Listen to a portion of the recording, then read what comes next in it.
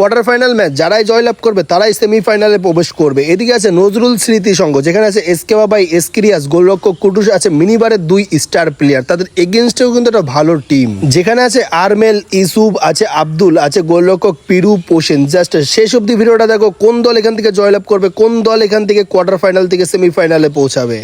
এখান থেকে নজরুল স্মৃতি সংঘ দলের হয়ে ফার্স্ট শট করতেছে শেখ বাবাই, ওখান থেকে গোলরক্ষক আছে গোলরক্ষক পিরু। শেখ বাবাই ভার্সেস পিরু, ওখান থেকে প্রথম শট দলের শেখ বাবাই অ্যান্ড গোল। এখান থেকে দলের ফার্স্ট শট করতেছে আব্দুল, গোলরক্ষক আছে গোলরক্ষক কুটুস।